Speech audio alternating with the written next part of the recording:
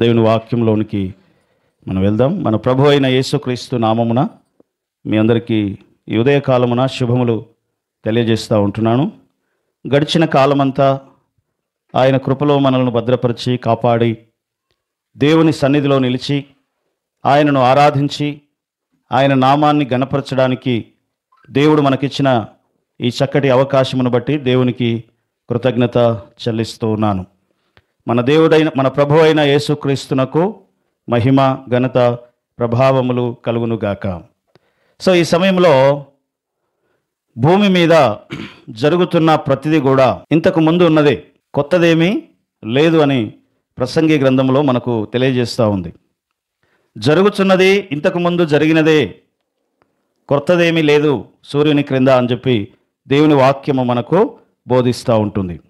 ఏదైతే ఆకరణ జరుగుతుందో అది మొదటి ఆలోచన అయి ఉంటుంది. ఏదైతే చివరన జరుగుతుందో, చివరన చేయబడేది ఏదైతే ఉన్నదో అది మొదటి ఆలోచనగా ఉంటుంది అని దేవుని వాక్యము మనకు తెలియజేస్తూ ఉంటుంది. దేవుడు ఆది నుంచి ఆరంభంలో సృష్టిని కలగజేసి తన పోలికలో తన స్వరూపంలో మానవుని సృజించి ఆ మానవుడు తప్పిపోయినప్పుడు మరలా అతని కొరకు ప్రాయశ్చిత్తము చేసి ఒక ప్రణాళిక ప్రకారం ఆయన తీసుకొని వస్తూ ఎక్కడి వరకు ఇది వెళ్తుంది ఈ ప్రయాణం అని చెప్తే మనకు ప్రకటన గ్రంథములో చివరగా ఒక వధువు కనబడుతూ ఉంటుంది. సంఘ వధువు అనే మాట మనం అక్కడ చూస్తాం. కాబట్టి ఆ వధువు సంఘము తన్ను తాను అలంకరించుకొని పెళ్లి కుమారుని కొరకు సిద్ధపడినటువంటి కన్యక వలె దిగివస్తున్న ఆ పట్టణములాగా ఆ సంఘం ఉన్నట్లుగా మనం అక్కడ చూస్తాము.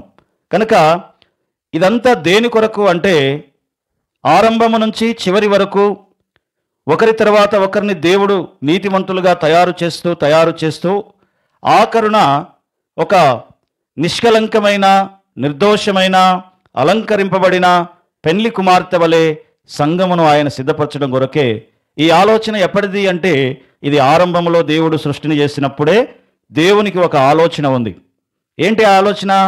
చివరన ఏదైతే సంపూర్ణం కాబోతున్న సంఘం ఉందో ఆ సంఘాన్ని దేవుడు ఎప్పుడు చూశాడంటే సృష్టి ఆరంభంలోనే చూసినాడు. ఎఫెసీ పత్రిక 1వ అధ్యాయం 4వ వచనంలో మనం చూస్తాము, జగత్ పునాది వేయబడక మునుపే ప్రేమ చేత తన ప్రణాళిక చొప్పున ఆయన మనలను ఏర్పరచుకున్నాడు అనే మాట మనం చూస్తాము. కాబట్టి పునాది వేయబడక మునుపే దేవునికి ఒక ఆలోచన అనేది ఉన్నది. సో కాబట్టి మొదటి ఆలోచనయే చివరన అది జరగబోయేటువంటిది. అందుకని అంటాడు ఏదైతే ఆకరణ చేయబడుతూ ఉందో అది మొదటి ఆలోచన అయి ఉన్నది అంటాడు. దేవుని మందిరాన్ని నిర్మించినప్పుడు మోషే కొండ మీద ఏ మందిరం యొక్క నమూనా అయితే చూశాడో, బలిపీఠం ఎక్కడ ఉండాలి, గంగాళం ఎక్కడ ఉండాలి, దీపవృక్షం ఎక్కడ ఉండాలి, సముఖపు రొట్టెల బల్ల ఎక్కడ ఉండాలి, ధూపవేదిక ఎక్కడ ఉండాలి, అది ఏ ఆకారంలో ఉండాలి, ఎలాంటి నక్ష కలిగి ఉండాలి, ఎంత బంగారం వాడాలి, ఇదంతా కూడా ఒక లెక్క ప్రకారము దేవుడు మోషేకి చూపించినాడు. అదే ప్రకారముగా ఆయన ఆ మందిరాన్ని తయారు చేస్తూ వచ్చినాడు. అయితే ఇదంతా దేనికోసము అంటే ఆఖరున మందిరము కంప్లీట్ అయిన తర్వాత దేవుని మహిమ మందిరం మీదకి దిగి వస్తుంది. ఆ మందిరం మీదకి దేవుని యొక్క మహిమ దిగి రావడం కోసం అనేది అది దేవునికి ఉన్నటువంటి మొదటి ఆలోచన. మందిర నిర్మాణం ఎందుకు జరుగుతుంది అంటే ఆ మందిరం మీదకి దేవుని యొక్క మహిమ దిగి రావడం కోసం జరుగుతుంది. హల్లెలూయా, హల్లెలూయా. సో కాబట్టి ఏదైతే ఆకరణ చేయబడుతూ ఉందో అది మొదటి ఆలోచన అయి ఉన్నది అనే విషయాన్ని జ్ఞాపకం ఉంచుకోవాలి. హల్లెలూయా. సో కాబట్టి ఆది కాండంలో మొట్టమొదట దేవుడు ఎందుకు సృష్టి గురించి మాట్లాడుతూ ఉన్నాడు? ఈ ఆది కాండం మొదటి 6 అధ్యాయాలలో మనము చూస్తే మానవుని యొక్క అపజయాలు మనకు కనబడతాయి. మానవుడు ఫెయిల్ అయినట్లుగా మనం చూస్తాం, మానవుడు ఓడిపోయినట్లుగా మనం చూస్తాం. అనేక విషయాలలో తాను పరాజయము పొందినట్లుగా మనకు ఇక్కడ కనబడతా ఉంటుంది. తర్వాత ఆదాము అవలు ఆ తోటలో నుంచి వెళ్ళగొట్టబడడం అనే ఒక విషయాన్ని మనం అక్కడ చూస్తాం. ఎందుకు ఆదాము అవల్ని దేవుడు వెళ్ళగొట్టినాడు? దేవుడు ఆదాము అవల్ని ఎందుకు వెళ్ళగొట్టినాడు అంటే ఆదాము అవలట తమ పాపమును తాను అతిక్రమించిన ఆజ్ఞను తమ పాపమును వారు ఒప్పుకొనలేదు అంటాడు. సో కాబట్టి ఎందుకు వెళ్ళగొట్టాడు అంటే దానికి కారణం ఉంది.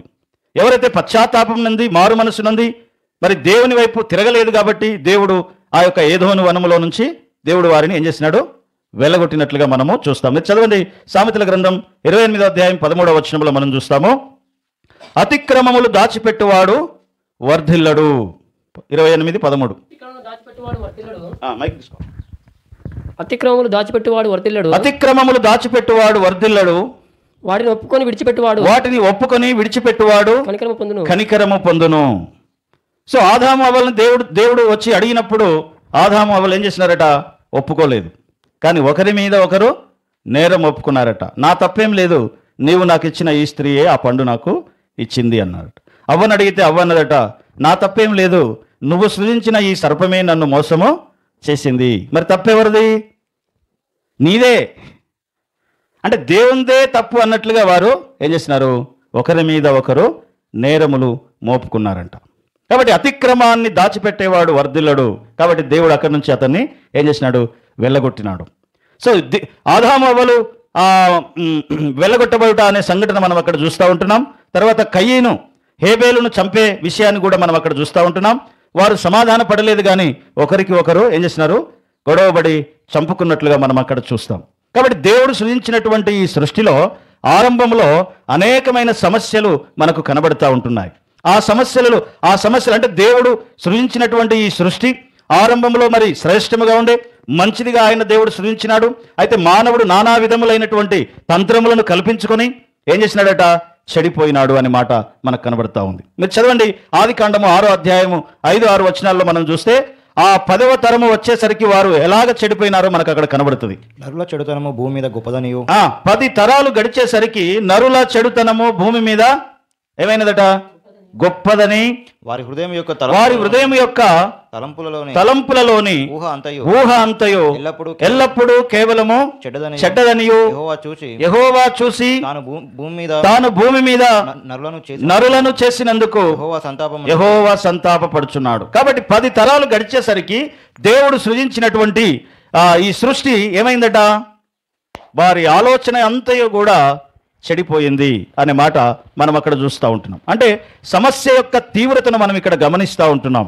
ఆదాము అవ్వలు వెళ్ళగొట్టబడినారు, అన్నదమ్ములు చంపుకున్నారు. సో సమస్య వెంబడి సమస్య అక్కడ ఆరంభమైనట్లుగా మనకు కనబడుతూ ఉంటుంది. కాబట్టి దేవుడు ఏం చేసినాడు అంటే ఆయన కృపగలిగిన వాడు, ఆయన న్యాయం కలిగిన వాడు.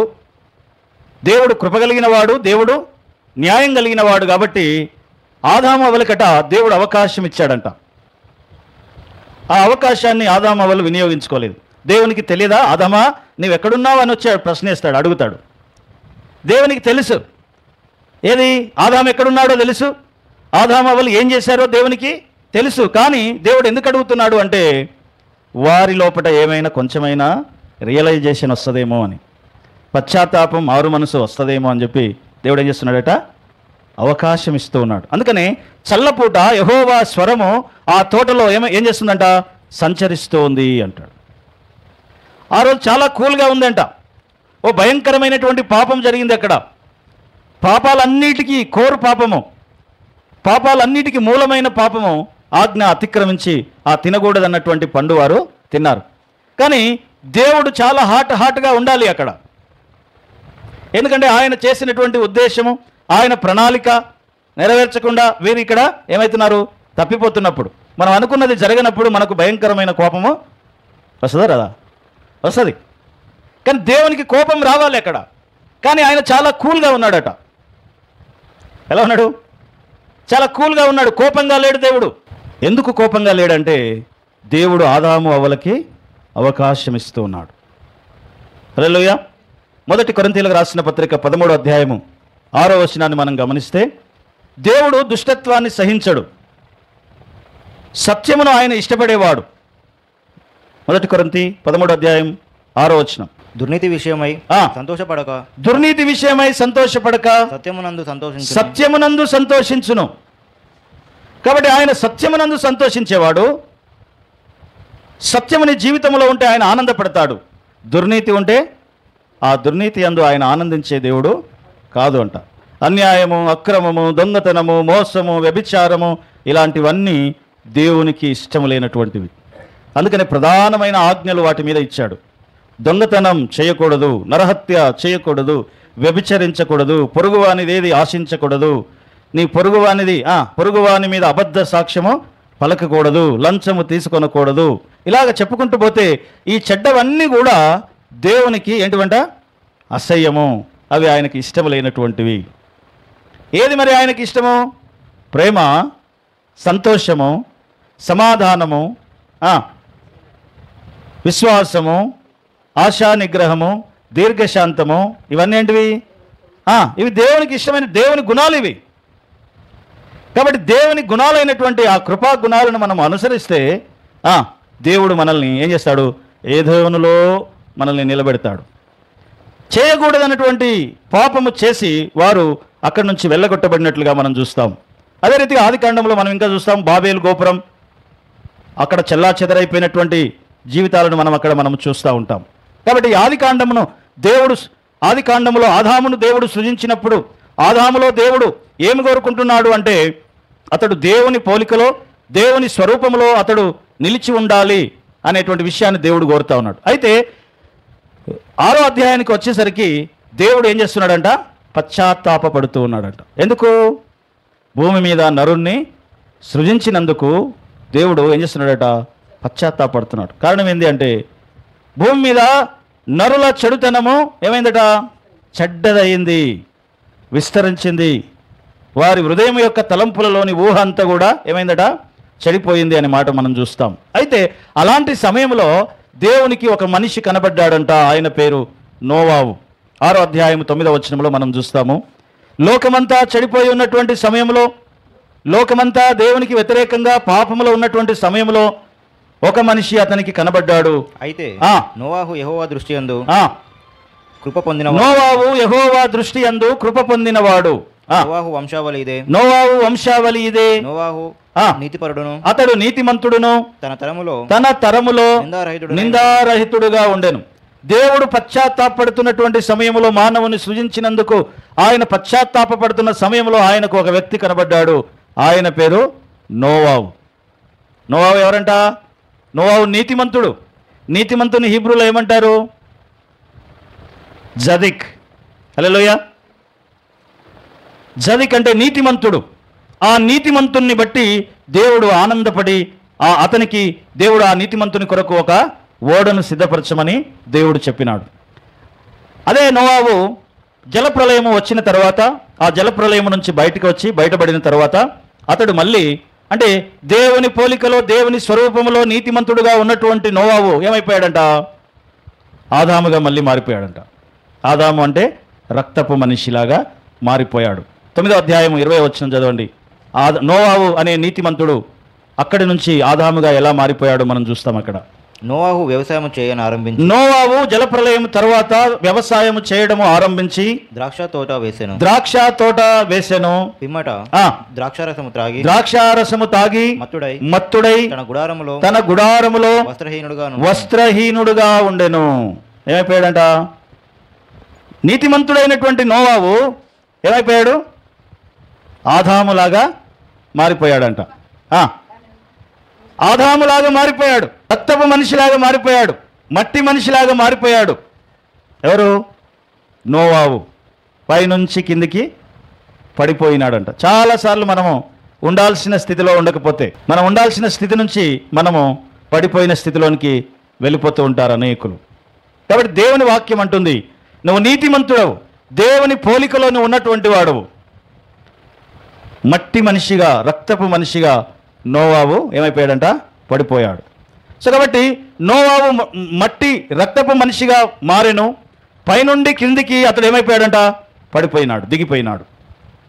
దేవుని స్థానంలో ఉండవలసిన వాడు, దేవుని పోలికలో ఉండవలసిన వాడు, నీతిమంతుడుగా ఉండవలసిన వాడు ఏమైపోయాడంట?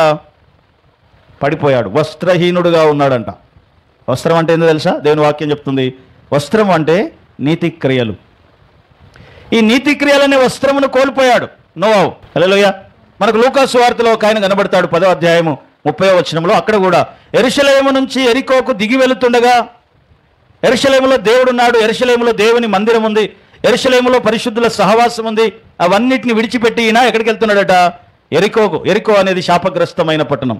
ఆ శాపగ్రస్తమైన పట్టణానికి తాను వెళ్ళిపోతూ ఉన్నప్పుడు దొంగల చేత కొట్టబడి, చదవండి ఆ మాట, 10వ అధ్యాయము 30వ వచనం.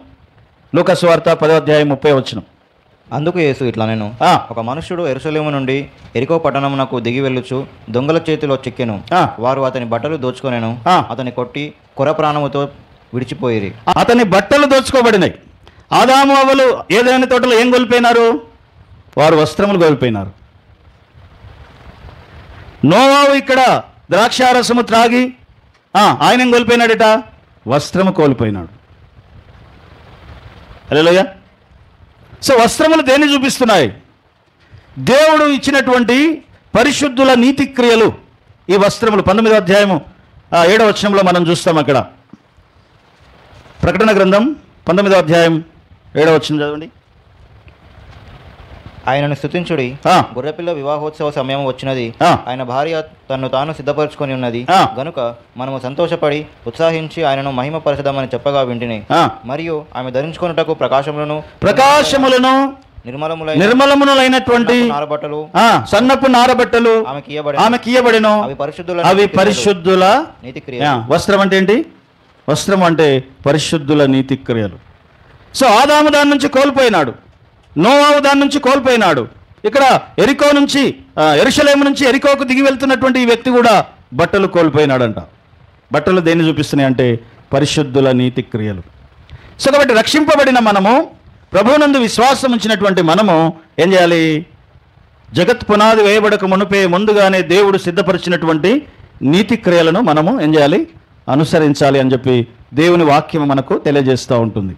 కాబట్టి ఇక్కడ నోవాహు ఒక బయలాజికల్ ఫాదర్గా, అంటే ఫిజికల్గా శరీర సంబంధమైనటువంటి ఫాదర్గా మాత్రమే ఉన్నాడు, కానీ ఆత్మ సంబంధమైన ఫాదర్గా, తండ్రిగా తాను ఉండలేకపోయాడు. విశ్వాసులకి మాదిరికరమైనటువంటి తండ్రిగా తాను ఉండలేకపోయాడు. విశ్వాసులకు మాదిరికరమైన తండ్రి ఎవరయ్యారు? తర్వాత అబ్రహాం అయ్యాడు. హల్లెలూయా. అబ్రహాముకున్న మరో పేరేంటి? విశ్వాసులకి తండ్రి అంటాం. హల్లెలూయా. సో నోవాహేమో మట్టి మనిషి అయిపోయాడు, శరీర సంబంధమైన మనిషి అయిపోయాడు. తన పొజిషన్ నుంచి తాను ఏమైపోయాడంట? పడిపోయాడు అనే మాట మనం చూస్తాం. కాబట్టి అబ్రహాం ఏమో విశ్వాసులకు మాదిరిగా ఆయన ఆత్మ సంబంధమైన తండ్రిగా మారినట్లుగా మనము చూస్తూ ఉంటున్నాం. హల్లెలూయా. అలాగే యేసు ప్రభువారు కూడా మనందరి కోసము ఏమైపోయాడంట? ఆయన పైనుంచి కిందికి దిగి వచ్చినాడట. మత్తయి సువార్త 27వ అధ్యాయం 28వ వచనం 29వ వచనం చదువుదాం. వారు ఆయన వస్త్రములు తీసివేసి ఆయనకు ఎర్రని అంగీలు ఏం చేసినారట? యేసు ప్రభువారి వస్త్రములు కూడా ఏం చేసినారు? వీళ్ళు లాగి వేసినారు. ఆయనకు ఎర్రని వస్త్రము అంగి తొడిగి ముండ్ల కిరీటము పెట్టి అల్లి ఆయన తలకు పెట్టి ఒక రెల్లు ఆయన చేతిలో పెట్టి ఆయన కుడి చేతిలో నుంచి ఆయన ఎదుట మోకాళ్ళుని యూదుల రాజా నీకు శుభము, ఆయనను యూదుల రాజా నీకు శుభము అని చెప్పి ఏం చేస్తున్నారట? ఎగతాళి చేస్తూ ఉన్నారట, అపహాసిస్తున్నారు అనే మాట మనం చూస్తాం. కాబట్టి దేవుడు తన యొక్క పొజిషన్ని తగ్గించుకొని మనందరినీ మరలా తన పొజిషన్లోనికి తీసుకురావడం కోసము ఆయన వస్త్రహీనుడుగా మారినాడు. యెషయా గ్రంథం 53వ అధ్యాయంలో ఉంటుంది, మనుషులు చూడనల్లని వాడుగా మారెను అంటాడు. వ్యసనాక్రాంతుడుగా మారిపోయాడు ఆయన అంటాడు.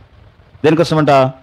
ఆయన యందు విశ్వాసం ఉంచు వారిని దేవుడు ఏదైతే ఆరంభంలో ఒక ఉద్దేశం ప్రణాళిక కలిగి ఉన్నాడో ఆ స్థాయిలోనికి మరలా తీసుకురావడం కోసము ఏమైపోయాడంటే ఆయన వస్త్రహీనుడుగా మారిపోయినాడు, అపహాసించబడ్డాడు అనే మాట మనం అక్కడ చూస్తూ ఉంటున్నాం. సో కాబట్టి ఆదాము అవ్వలను దేవుడు ఎందుకు వెళ్ళగొట్టినాడు? ఆజ్ఞను అతిక్రమించి దానిని ఏం చేశారంట? దాచిపెట్టారంట. దాచిపెట్టారంటే చెప్పలేదు. దేవుడు వచ్చి అడిగాడు కూడా, ఏమని? ఆదామా నువ్వు ఎక్కడున్నావు? నేను తినవద్దన్న పండు తిన్నావా అని అంటే అప్పుడేమంటాడు? తిన్నాను ప్రభా అన్నాడు. నీవు నాకు ఇచ్చినటువంటి ఆ స్త్రీ నాకు ఆ పండు ఇచ్చింది, నేను తిన్నా. అప్పుడు దేవుడు అవ్వ దగ్గరికి వెళ్ళి అవ్వని అడుగుతాడేమని, అమ్మా నువ్వెందుకు తిన్నావమ్మా అవ్వ అంటే ఆమె ఏమన్నది? నీవు సృజించినటువంటి ఈ సృష్టిలో ఒక సర్పం ఉంది, దాన్ని నువ్వే చేసావు కదా, అది నన్ను మోసము చేసింది. అంటే ఒకరి మీద ఒకరు నేరం మోపుకుంటూ వారు చేసినటువంటి ఆజ్ఞ అతిక్రమాన్ని ఏం చేస్తున్నారంటే వారు దాచిపెట్టినారు. అందుకని అంటాడు, అతిక్రమములు దాచిపెట్టువాడు వర్ధిల్లడు. పాపముని జీవితంలో ఉంటే దాన్ని కనబడకుండా కవర్ చేస్తూ నీవు బతికేస్తూ ఉంటే ఏమవుతుందంట? నువ్వెన్నడూ వర్ధిల్లో అంటున్నాడు. వాక్యం చెప్తుంది ఆ మాట, నేను చెప్పట్లేదు. హల్లెలూయా. ఏం చెప్తుంది? పాపమును నువ్వు దాచిపెడితే నీవు వర్ధిల్లవు, కానీ అదే పాపమును నీవు ఒప్పుకొని విడిచిపెడితే నీవు కనికరము పొందుతావు అంటాడు. సో కాబట్టి ప్రియ సహోదరుడా, నీవు కనికరింపబడాలి అంటే, నీవు దీవించబడాలి అంటే, నీవు వర్ధిల్లాలి అంటే నీ పాపమును దేవుని సన్నిధిలో ఒప్పుకొని విడిచిపెట్టి దేవుని కనికరాన్ని నీవు పొందాలి. అప్పుడు నీవు వర్ధిల్లుతావు అన్ని విషయాలలో. అన్ని విషయాలలో నీవు వర్ధిల్లాలంటే నీ పాపములను దేవుని సన్నిధిలో ఒప్పుకొని విడిచిపెట్టాలి. అందుకని మనం చూసాం సామెతల గ్రంథం 28వ అధ్యాయం 13వ వచనంలో, అతిక్రమములు దాచిపెట్టువాడు వర్ధిల్లడు, అయితే ఒప్పుకొని విడిచిపెట్టువాడు కనికరింపబడును అంటాడు. హల్లెలూయా. ఒక పాపి పాపములో ఉండి మరణించడం దేవునికి ఇష్టం లేదు. అది దేవుని చిత్తము కాదు, దేవునికి ఇష్టం లేదు. ఒక పాపి పాపములోనే ఉండి మరణించుట దేవునికి ఇష్టం లేనటువంటి కార్యం. ఆ పాప స్వభావం నుంచి మనం బయటికి రావడమే దేవుడు కోరుకుంటున్నటువంటి విషయం. కాబట్టి వారి యొక్క చెడుతనము భూమి మీద ఏమైందట? విస్తరించింది అనే మాట మనం అక్కడ చూస్తూ ఉంటున్నాం. ఎలా వీరు మోసపోయారు? సర్పం వచ్చి మోసం చేసిందా?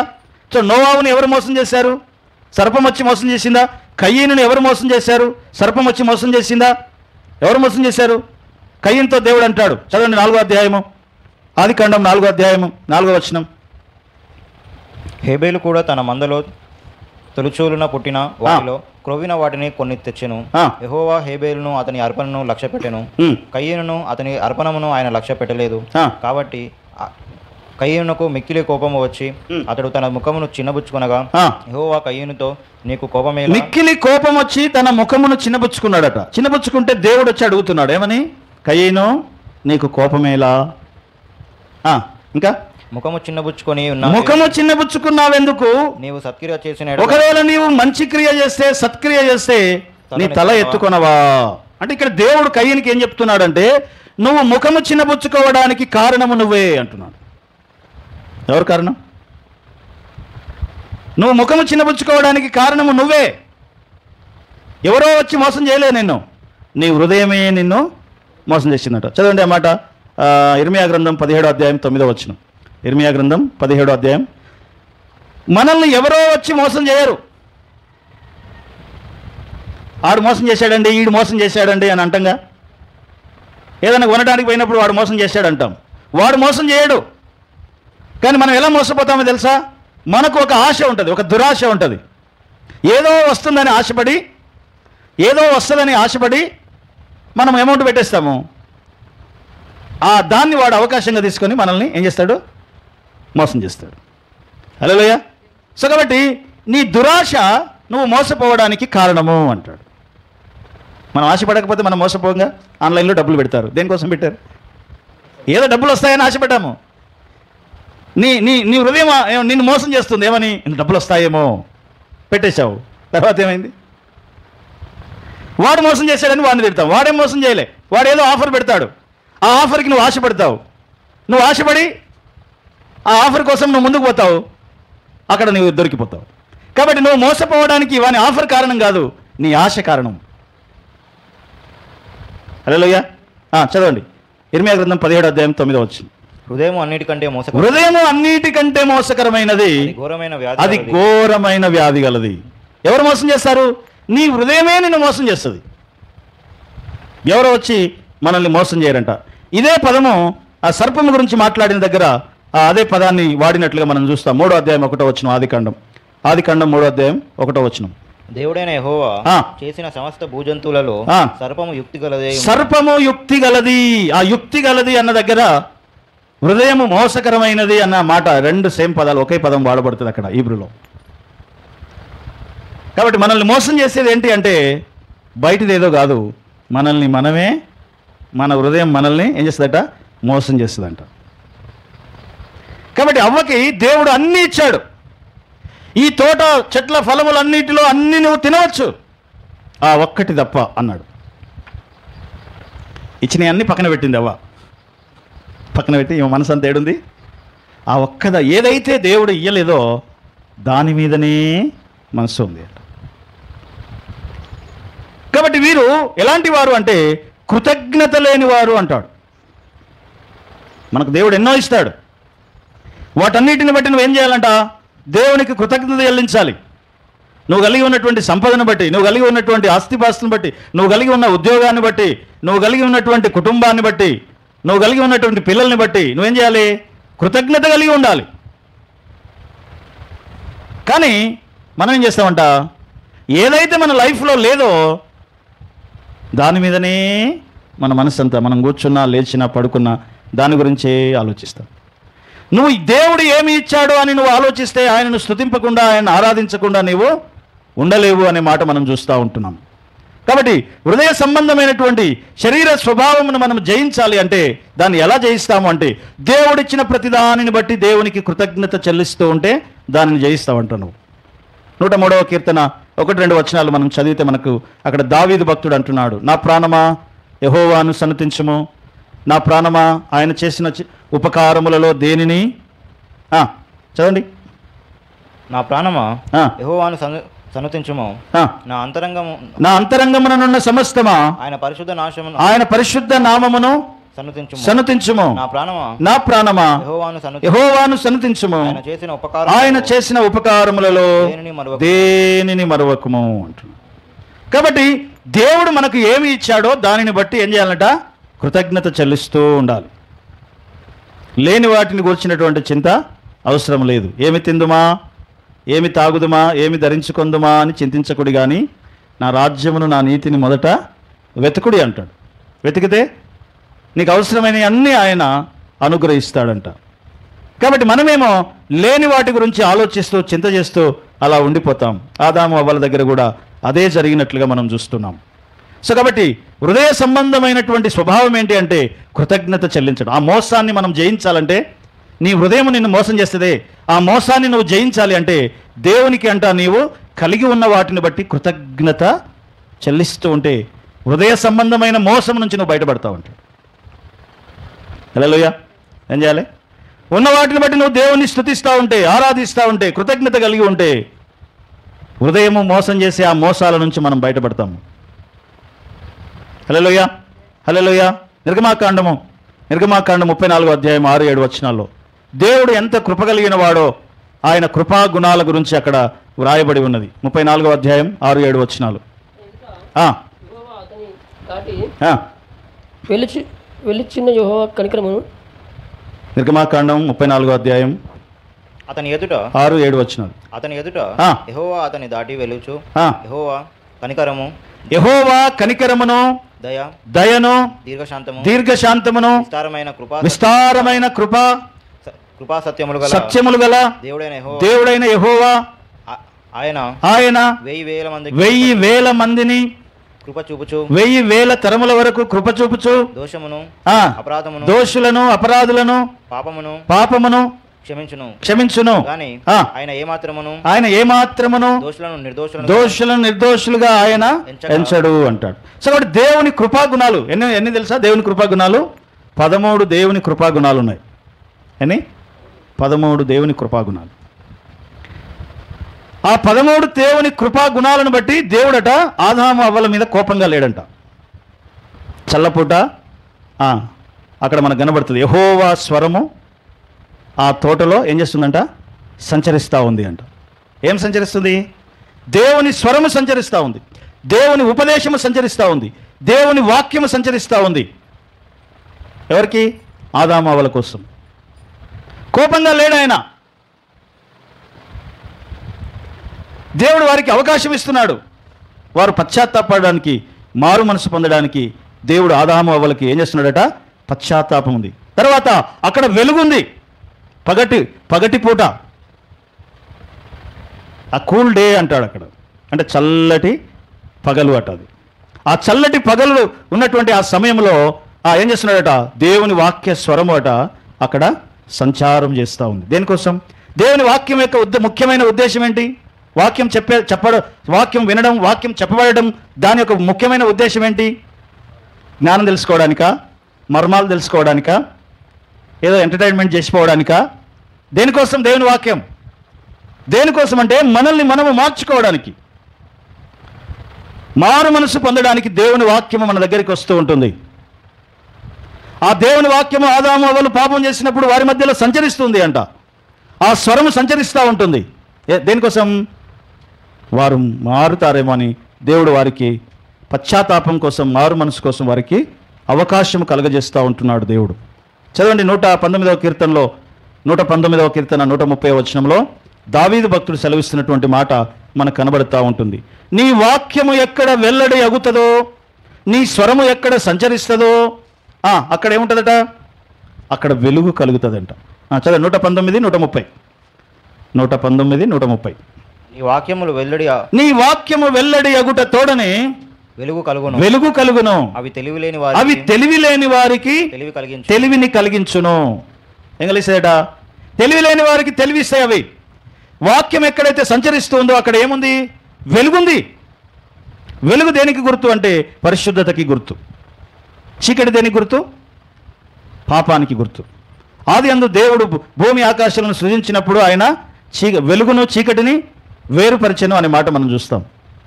కాబట్టి వెలుగుంది అక్కడ. మారు మనసు పొందడానికి అవకాశం ఉంది వారికి. ఆ ఆది అందు ఏదైనా తోటలో సంచరించిన ఆ వాక్యమే యోహాను సువార్తలో మనం చూస్తాం. ఆ ఆది అందున్నటువంటి ఆ వాక్యము చదవండి అన్నమాట. యోహాను సువార్త 1వ అధ్యాయం 1వ వచనం. ఏ వాక్యము? ఆది అందు ఏదోను తోటలో ఉన్నటువంటి ఆ మెల్లనైన స్వరము, ఆ వాక్యము.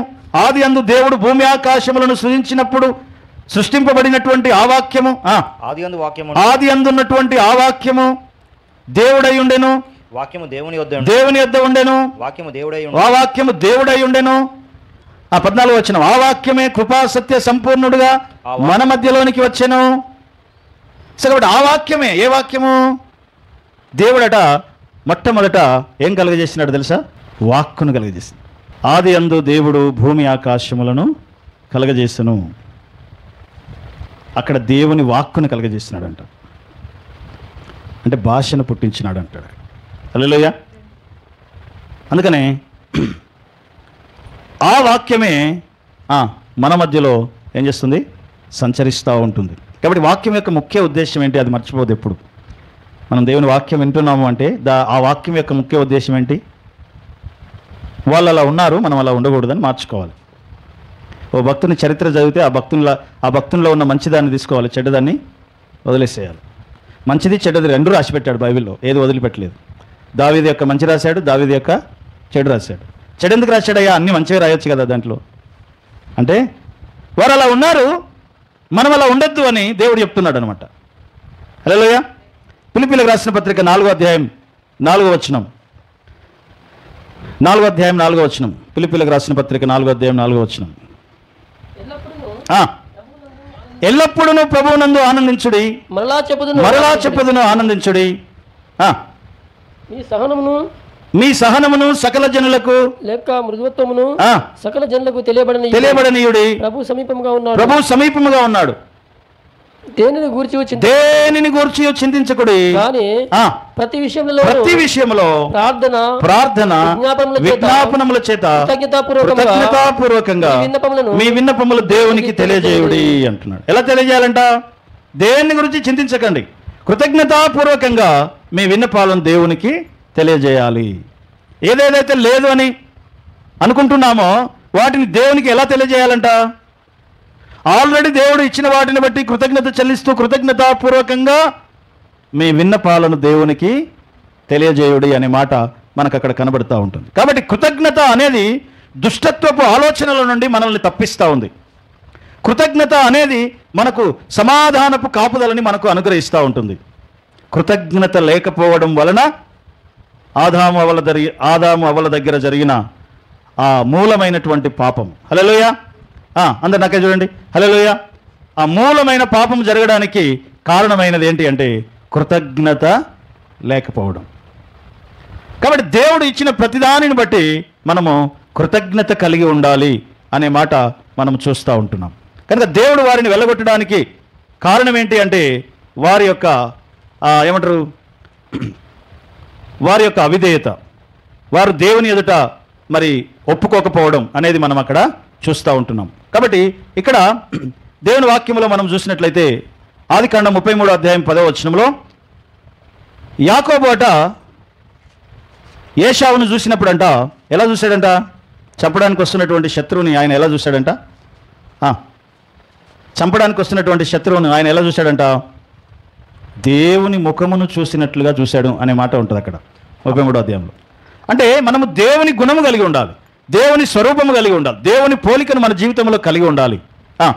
అప్పుడు యాకోబు అట్లు కాదు కటాక్షము నా మీద ఉన్నాడు, నీ కటాక్షము నా మీద ఉన్న ఎడల చిత్తగించి నా చేత ఈ కానుక పుచ్చుకొనుము. దేవుని ముఖము చూచినట్లుగా నేను నీ ముఖము చూచితిని. ఎవరితో అంటున్నాడు? ఏశావు అయినటువంటి తన అన్నతో అంటున్నాడు. అన్న ఎలా వస్తున్నాడు? కత్తి పట్టుకొని చంపడానికి వస్తున్నాడు. అలాంటి ఎలా చూశాడంటేనా? హల్లెలూయా, ఎలా చూశాడు? దేవుని ముఖమును చూసినట్లుగా నీ ముఖమును నేను చూస్తున్నాను అన్నాడు. కానీ దేవుని వాక్యం అంటది, మీరు దైవములై ఉన్నారని ఎరుగరా అంటది. ఎవరు దైవములు? దేవుని పోలికలో దేవుని స్వరూపంలో సృజింపబడినటువంటి మనల్ని దేవుని వాక్యం అంటుంది, ఎవరి యొద్ద వాక్యం ఉంటుందో వారు దైవములై ఉన్నారంట. ఎవరి యొద్దకు ఉపదేశం వస్తుందో వారు దైవములై ఉన్నారు. 82వ కీర్తన 6వ వచనం చదవండి. 82వ కీర్తన 6వ వచనం. మీరు దైవములైనయు మీరందరూ సర్వోన్నతుని కుమారులనియు నేనే సెలవిచ్చి ఉన్నాను.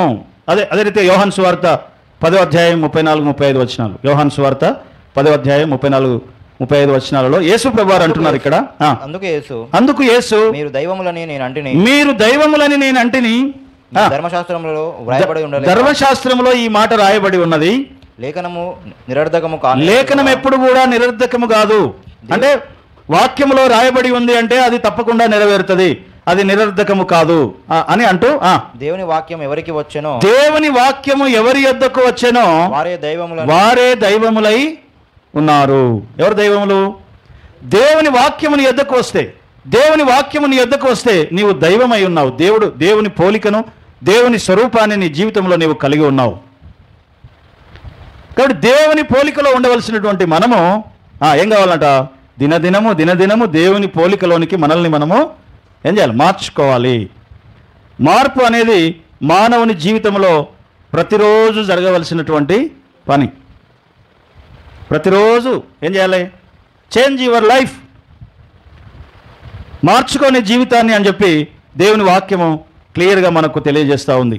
అందుకని పశ్చాత్తాపం అనేది మన మార్పుకి కారణమవుతుంది. రియలైజేషన్ అనేది మార్పుకి కారణమవుతుంది. నీవు ఒకసారి ఆలోచన చేసుకుంటే నీ మార్పుకు అదే మొదటి మెట్టు అవుతుంది. హల్లెలూయా. కానీ మనము ఆ ఆలోచన చేసుకోము. ఎవడన్నా చెప్తే కూడా మనము వినం. నాకు తెలుసులే, నువ్వు నాకు చెప్పాలనా? హల్లెలూయా. మనిషి ప్రతిదాని నుంచి నేర్చుకోవాలంట. అందుకనే సామెతలో చెప్తాడు కదా, ఏమని? ఒక చీమను చూపించి చెప్తాడు, ఏమని? సోమరి, చీమల వద్దకు వెళ్ళి చూడు, వాటికి నాయకుడు లేడు, అధికారి లేడు, కానీ అవి ఏం చేస్తున్నాయట? క్రమముగా వెళ్తున్నాయి. తర్వాత రాబోయే కాలంలో మేము బయట తిరగలేము కాబట్టి ఈ కాలంలో, వేసవి కాలంలో అవి పంట కూర్చుకుంటున్నాయి అంట. అంటే ఏమంటున్నాడు? ఒక చిన్న కంటికి కనబడని ఒక చీమను చూపించి చెప్తున్నాడు, దాన్ని చూసి నువ్వు నేర్చుకో అంటున్నాడు. ఇక్కడ మనం నేర్చుకోవడానికి ఈ సృష్టిలో చాలా విషయాలు ఉన్నాయి. ఆకాశం చూస్తే నువ్వు నేర్చుకోవచ్చు, సృష్టిని చూస్తే నువ్వు నేర్చుకోవచ్చు, సూర్య చంద్ర నక్షత్రాదులను చూస్తే నువ్వు నేర్చుకోవచ్చు, పశువులను చూస్తే నువ్వు నేర్చుకోవచ్చు. పాముల వల్ల వివేకులై ఉండు, పావురం వల్ల నిష్కపటంగా ఉండండి అంటాడు. ఒక పాము దగ్గర వివేకం ఉంది అట, ఒక పావురం దగ్గర నిష్కపట్యం ఉంది. వాటిని చూసి మనం ఏం చేయాలంట? నేర్చుకొని మార్చుకోవాలి. నేర్చుకొని ఏం చేయాలంట? మన లైఫ్ని మార్చుకోవాలి. ఒకప్పుడు ఇలా ఉండేవాడిని, ఇప్పుడు నేను అలా ఉండను, ఎందుకంటే మార్చుకుంటున్నా అంటాడు. అదే విషయాన్ని పౌలు అంటాడు, చిన్నపిల్లవాడిగా ఉన్నప్పుడు నేను చిన్నపిల్లవాడిగా ప్రవర్తించాను, పెద్దవాడనైన తరువాత పిల్ల చేష్టలు మానివేశాను. హల్లెలూయా. సో కాబట్టి మార్పు అనేది చాలా ప్రాముఖ్యమైనటువంటి విషయముగా మనకి ఇక్కడ కనబడతా ఉంటుంది. అయితే దేవుడు ఏదోను వనములో నుంచి ఆదాము అవ్వలను వెళ్ళగొట్టిన తర్వాత, ఎందుకంటే వాళ్ళు మార్చుకోలేదు, నేర్చుకోలేదు కాబట్టి దేవుడు అక్కడి నుంచి వాళ్ళని ఏం చేసినాడు, ఉపదేశం వారి మధ్యలో ఉంది, దేవుని స్వరము వారి మధ్యలో సంచరిస్తుంది, కానీ వారు మార్చుకోలేదు, నేర్చుకోలేదు, పశ్చాత్తాపడలేదు, మారు మనసు పొందలేదు కాబట్టి దేవుడు అక్కడి నుంచి వారిని వెళ్ళగొట్టినాడు. వెళ్ళగొట్టిన ఏదోని యొక్క గేటు మాత్రం ఓపెన్ పెట్టాడంట. ఒక జీవవృక్ష ఫలానికి మాత్రమే ఆ యొక్క ఖడ్గ జ్వాలను పెట్టినాడు, ఆ జీవవృక్ష ఫలము తినకుండా. కానీ ఏదోని తోట గేట్ మాత్రం ఎలా ఉందట, ఓపెనే ఉంది. హల్లెలూయా. అదే విషయాన్ని మనం చూస్తాము. శిలువ మీద దొంగ ఉన్న, శిలువ మీద యేసయ్య ఉన్నప్పుడు ఆ శిలువ మీద ఉన్నటువంటి దొంగతో అంటాడు ఏమని, నేడే నీవు నాతో పాటు పరదైస్లో ఉంటావు. ప్యారడైజ్ అంటే ఏంటి అంటే ఏదోను. ఆ ఏదోనుకు తీసుకుపోవడమే దేవుని యొక్క అంతిమ ప్రణాళిక. ఆ ఏదోను వాసన మన జీవితాలలో రావాలి అంట. ఇస్సాకు అట యాకోబు అనే తన కుమారుణ్ణి హత్తుకున్నప్పుడట అతనికి ఏం వాసన వచ్చిందంట, చదవండి మీరు ఆదికాండం 27వ అధ్యాయము 27వ వచనంలో మనం చూస్తాము. ఇస్సాకు యాకోబును దీవించేటప్పుడు ఇస్సాకుకు వచ్చినటువంటి వాసన 27 దగ్గరకు వచ్చి అతని ముద్దు పెట్టుకును. అప్పుడు అతడు అతని వస్త్రమును వాసన చూచి అతన్ని దీవించి ఇట్లను, ఇదిగో నా కుమారుని సువాసన యెహోవా దీవించిన చేని సువాసన వలె ఉన్నది అంటాడు. ఏ వాసన వచ్చిందంట, యెహోవా దీవించిన చేని సువాసన అన్న దగ్గర ఏదోను వాసన వచ్చిందంట ఆయనకి. ఏదోనులో ఏముంది మరి, ఏదోనులో ఏం వాసన ఉంది? యాక్చువల్గా యాకోబు ఏమంటారు, మేక చర్మం కప్పుకొని తండ్రి దగ్గరికి వచ్చాడు. వస్తే వాసన మేక వాసన రావాలి. ఏశావు వస్త్రం వేసుకొని వచ్చినాడు కాబట్టి ఒకవేళ వాసన వస్తే ఏశావు వాసన రావాలి. ఏశావు వాసన రాలేదట ఆయనకి, మేక వాసన రాలేదట. కానీ యాకోబు దగ్గర ఏం వాసన వచ్చింది, ఏదోను వాసన వచ్చింది. ఒక ఆత్మ సంబంధమైన వ్యక్తి దగ్గర వచ్చే వాసన వచ్చింది ఆయనకి. హల్లెలూయా. ఏదోనులో ఏం వాసన ఉంటుంది అంటే, ఏదోనులో దేవునితో సన్నిహిత సంబంధం, అరమరికలు లేని, ఆటంకాలు లేని, అడ్డులు లేని ఏంటిది సన్నిహిత సాన్నిహిత్యము అనేది ఏదోనులో ఉంటుంది. హల్లెలూయా. ఏదోను యొక్క వాసన ఏంటి అంటే ఓపెన్గా ఉండడం. హల్లెలూయా. ఆదామవ్వలు ఎప్పుడు ఆకులు కప్పుకున్నారో తెలుసా? వారు సిగ్గుపడవలసిన విషయము జరిగిన తరువాత, తినకూడదన్న పండు తిన్న తర్వాత వారు సిగ్గుపడ్డారు. ఆ సిగ్గుని ఏమంటారు, కవర్ చేసుకోవడానికి వారు ఆకులు కప్పుకున్నారట. కానీ వారికి దేవునికి ఎలాంటి అరమరికలు లేకుండా ఉన్నారంట. అరమరికలు లేకుండా ఏ కుటుంబం అయితే ఉంటుందో, దాపరికాలు లేకుండా ఏ కుటుంబం అయితే ఉంటుందో అది ఏదోను తోటలాగా ఉంటుంది. హల్లెలూయా. ఓ భర్తకి భార్యకి దాపరికాలు ఉన్నాయి అనుకో, దాపరికాలు ఉంటే, దాపరికాలు ఉన్న ఇల్లు అట హెల్ అంట. హెల్ అంటే నరకం. దాపరికాలు లేని ఇల్లు ఏదోను తోట, ఏదోను వనము లాంటిది, పరదైస్ లాంటిది, పారడైజ్ లాంటిది అన్నమాట. దాపరికాలు లేని ఫ్యామిలీ, దాపరికాలు లేని కుటుంబం దేవుని సన్నిధి ఉండే ఏదోను వనము లాంటిది. దాపరికాలున్న ఇల్లు ఎలాంటిది? దీన్ని హీబ్రూలో గెహిన్నో అంటారు. గెహిన్నో అంటే నరకం అని అర్థం. హెల్ నరకం. నరకంలో ఏముంటుంది? నరకంలో అగాధం ఉంటుంది. మీ మధ్యలో దాపరికాలు ఉన్నాయనుకో, మీ మధ్యలో ఒక పెద్ద అగాధం ఉన్నట్టే. అర్థమవుతుందా? తల్లిదండ్రులకి పిల్లలకి దాపరికాలు ఉన్నాయనుకో, భార్య భర్తకి దాపరికాలు ఉన్నాయనుకో, అత్త కోడళ్ళకి దాపరికాలు ఉన్నాయనుకో, ఏముంటుంది? మీ మధ్యలో పెద్ద అగాధం ఉంది. ఆ అగాధంలో ఏముంటాయి? అగ్నిగుండాలు ఉంటాయి. అగాధంలో ఏముంటాయి? అగ్నిగుండాలు ఉంటాయి. అక్కడ ఏడుపు ఉంటుంది, అక్కడ పండ్లు కొరుకుంటూ ఉంటుంది, అక్కడ గొడవ ఉంటుంది, కొట్లాటలు ఉంటాయి, ఒకరి మీద ఒకటి పడి రక్కుకోవడాలు ఉంటాయి. మీ మధ్యలో దాపరికాలు ఉంటే ఆ ఇల్లు నరకంలాగా ఉంటుంది. నరకంలో ఊ అంటే కోపం వస్తుంది, ఆ అంటే కోపం వస్తుంది. హల్లెలూయా. దాపరికాలు ఉన్న దగ్గరనే గొడవలు ఎక్కువ ఉంటాయి, దాపరికాలు ఉన్న దగ్గరనే సమస్యలు ఎక్కువ ఉంటాయి. ఒకవేళ దాపరికాలు లేకుండా ఓపెన్గా ఉంటే, అందుకని దేవుడు ఏమంటాడంటే, నీ దిగంబరత్వము నాకు కనబడకుండా జాగ్రత్త పడు అంటాడు. దిగంబరత్వం అంటే వస్త్రముల గురించి కాదు. నువ్వు దేవుని ఎదుటికి రావడానికి సిగ్గుపడవలసిన విషయాలు ఏమైనా ఉన్నాయేమో చూసుకో అంటాడు. అవి నాకు కనబడకుండా చూడంటాడు. హల్లెలూయా. ఏం చేయాలంట? అందుకనే పదాజ్ఞలు ఇచ్చిన తర్వాత బలిపీఠం గురించి దేవుడు మాట్లాడుతూ ఉన్నప్పుడు రాళ్లతో చేసిన బలిపీఠము, రాళ్లతో నువ్వు బలిపీఠం కట్టేటప్పుడు ఆ రాళ్ళని నువ్వు చెక్కకూడదు అంటాడు. నీ పనిముట్టు దానికి తగలకూడదు అంటాడు. అంటే దాని ఒరిజినల్ షేప్ ఏదైతే ఉందో అట్లాగే నువ్వు దాన్ని కట్టాలి. దానికి నువ్వు మళ్ళీ కొత్త షేప్ ఇవ్వద్దు, కవర్ చేయొద్దు. ఏం చేయొద్దు? కవర్ చేయొద్దు.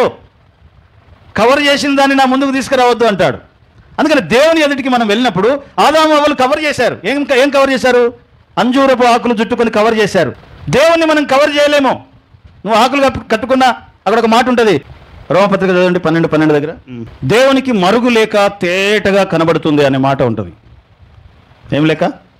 మరుగు లేక తేటగా, ఆయన దృష్టికి కనబడని సృష్టమేదియో లేదు అంటాడు. దేవుని దృష్టికి కనబడని సృష్టమేదియో లేదు, ఆయన దృష్టికి మరుగు లేక తేటగా కనబడుతుంది అనే మాట ఉంటుంది. హల్లెలూయా, హల్లెలూయా. సో కాబట్టి దేవుని దృష్టికి తేటగా కనబడుతుంది అంట. అందుకని మన దగ్గర ఏం వాసన రావాలి? ఏదోని వాసన రావాలి. యాకోబు దగ్గర ఆ వాసన వచ్చింది ఇస్సాకుకి. ఆ వాసన చూసి ఆశీర్వదించేశాడంట. తర్వాత ఏషా వచ్చాడు, తండ్రి నా కోసం ఒక్క దీవెనన్నా లేదా అంటే, అరే ఇప్పటిదాకా వచ్చినోడు ఎవడరా, నువ్వే అని నేను దీవించేసిన అంట. అంటే నేను దీవించాల్సినోన్నే దీవించాను. ఎందుకంటే వాని దగ్గర ఏం వాసన వచ్చింది? ఏదోనులో దేవునితో ఉన్న సహవాసంలో ఉన్న ఆ వాసన వచ్చింది వాడి దగ్గర. అనవసరంగా నిన్ను దీవిస్తుంటే నేను అని భయపడిపోయినాడట ఆయన. ఎవరు? యాకోబు. యాకోబు ఎవరిని దీవించాలనుకున్నాడు? ఏషావును దీవించాలనుకున్నాడు. కానీ వాసన చూసినప్పుడు అరే వీడే ఆశీర్వదింపబడాల్సినాడు అని చెప్పి యాకోబుని ఆశీర్వదించేశాడు. కాబట్టి దేవుని ఎదుట మనం ఓపెన్ లైఫ్ కలిగి ఉండాలి. మనుషులను మనం కవర్ చేయొచ్చు, కానీ దేవుణ్ణి మనం కవరు చేయలేం. ఎందుకంటే ఆయన దృష్టికి కనబడనిది ఏదియో లేదు. నువ్వు ఎంత ఫోన్లు రహస్యంగా మాట్లాడుకున్నా పక్కోడికి తెలియదేమో, కానీ దేవునికి తెలుస్తుంది అంట. ఇప్పుడు టెక్నాలజీ వచ్చింది, అవి కూడా తెలుస్తున్నాయి. హల్లెలూయా. ఎవరు ఏం మాట్లాడుతున్నారు, ఏం కథ అని. సో కాబట్టి వాసన, ఇంపైన వాసన దేవుడు ఏం చేస్తాడంట? నాగ్రహాన్నిస్తాడంట. ఆ ఇంపైన వాసన అంటే దేవుడు ఒక దగ్గర అంటాడు, నాకేమైనా కోళ్ళు గొర్రెలు అంటే ఇష్టమా, గొర్రెలు మేకలు అంటే నాకేమైనా ఇష్టమా, అవి కాలుతా ఉంటే ఆ వాసన నేను అంగీకరిస్తానా? కాలాల్సింది అది కాదు. ఎక్కడ కాలాలంట? విరిగి నలిగిన హృదయమే దేవునికి ఇష్టమైన బలి అంటాడు. 51వ కీర్తన 17వ వచనంలో ఉంటుంది. హల్లెలూయా, హల్లెలూయా. ఏది ఇష్టం దేవునికి? నోవహు దహన బలి అర్పించాడు, దేవుడు సువాసనను ఆగ్రహించాడు అనే మాట ఉన్నది. అంటే అక్కడ ఏమి సువాసనను ఆగ్రహించాడు దేవుడు? ఓ గొర్రెపిల్ల కాలుతా ఉంటే అందులో నుంచి వచ్చే వాసనను ఆగ్రహించాడా? ఆ వాసన కాదు దేవునికి కావాల్సింది. ఆ నోవహు అర్పిస్తున్నప్పుడు నోవహు ఏమని అర్పిస్తున్నాడంటే, ప్రభువా ఇది నాకు బదులు నాయన, నేను చనిపోవాలి, ఇక్కడ సజీవ యాగముగా నేను కాలిపోవాలి, కానీ నాకు బదులుగా ఇదిగో ఈ గొర్రెపిల్ల అని తనను తాను మార్చుకుంటూ పశ్చాత్తాపపడి మారు మనసు పొందినప్పుడు ఆ వాసన దేవునికి ఇష్టం. ఏ వాసన? ఒక మనిషి చేంజ్ అయ్యేటువంటి పరిస్థితి ఉంది. మారు మనసు పొందుతున్న మనిషి నుంచి వచ్చే వాసన దేవునికి ఇష్టం. అందుకని అంటాడు, చదవమాట 51వ కీర్తన 17వ వచనం, విరిగి నలిగిన మనసే దేవునికి ఇష్టమైన బలి. దేవా విరిగి నలిగిన హృదయమును నీవు లక్ష్యము చేయవు, అలక్ష్యము చేయవు. విరిగి నలిగిన మనస్సును ఆయన అలక్ష్యము చేయడు. కాబట్టి విరిగి నలిగిన మనస్సు దేవునికి ఇష్టం. నిన్ను నీవు చేంజ్ చేసుకుంటున్నప్పుడు, నిన్ను నువ్వు మార్చుకుంటున్నప్పుడు దేవుడు ఆనందపడతాడంట, దేవుడు సంతోషపడతాడంట. అందుకని ఆయన మనందరి కొరకట పరిమళ వాసనగా మార్చబడినాడు అనే మాట మనం చూస్తాం. ఎఫెసీయులకు రాసిన పత్రిక 5వ అధ్యాయం 2వ వచనంలో మనం చూస్తాం. ఎఫెసీయులకు రాసిన పత్రిక 5వ అధ్యాయం 2వ వచనం, క్రీస్తు మిమ్మును ప్రేమించి పరిమళ వాసన, దేవుడు క్రీస్తు నిన్ను ప్రేమించి పరిమళ వాసనగా ఉండుటకు మన కొరకు తన్ను తానే దేవునికి అర్పణగాను బలిగాను అర్పించుకున్నాడు. నిన్ను పరిమళ వాసనగా చేయడానికి, ఏదోను వాసనగా నిన్ను చేయడానికి, దేవునికి నీకు ఒక ఇంటిమేట్ రిలేషన్షిప్ దేవుడు కలిగించడానికి, దాపరికాలు లేని జీవితాన్ని నీ జీవితంలో నువ్వు కలిగి ఉండడం కోసం దేవుడు యేసు ప్రభు వారు ఏం చేశాడంట? తనను తాను బలిగాను అర్పణంగాను అర్పించుకొని పరిమళ సువాసనగా దేవుడు మనల్ని చేసినాడంట. అందుకని మీరు దేవాలయంలో బలి అర్పిస్తున్నప్పుడు ఏమంటారు? ఆ సువాసన వచ్చింది. దహన బలి అర్పిస్తున్నప్పుడు ఆ సువాసన వచ్చింది. తర్వాత అబ్రాహాము ఏమంటారు? బలిపీఠం మీద గొర్రె పొట్టేలను అర్పిస్తున్నప్పుడు సువాసన వచ్చింది. యేసు ప్రభు వారు శిలువ మీద మరణిస్తున్నప్పుడు అదే సువాసన వచ్చింది అంట. ఏంటి ఆ సువాసన? ఏదోను వాసన. ఆ ఏదోను వాసన ఏంటి అంటే నీ నీ నీ ఆత్మీయ స్థితి వాక్యము దగ్గర కూర్చొని నిన్ను నీవు సరిచేసుకుంటూ దేవుని దగ్గర దాపరికము లేకుండా నువ్వు నిలిచి ఉండడం అనేది ఏదోను వాసన దేవునికి వస్తుంది అంట. ఏదోను అంటే దాపరికాలు లేకుండా దేవునితో సహవాసము చేయడం, అడ్డులు ఆటంకాలు లేకుండా దేవునితో మనము సహవాసం చేయడమే ఏదోను వాసన అనే మాట చూస్తాం. కాబట్టి దేవునికి ఏ వాసన కావాలి? ఓ గొర్రె కాలుతూ ఉంటే వచ్చే వాసన కాదు. నేను మాంసం తింటానా అంటాడు, నేను పశువుని తింటానా అంటాడు. అని ఏమంటాడు? ఈ వాసన కాదురా బాబు నాకు కావాల్సింది. ఏమంటాడు? విరిగి నలిగిన మనసు. ఆ విరిగి నలిగినప్పుడు నువ్వేమవుతావంట?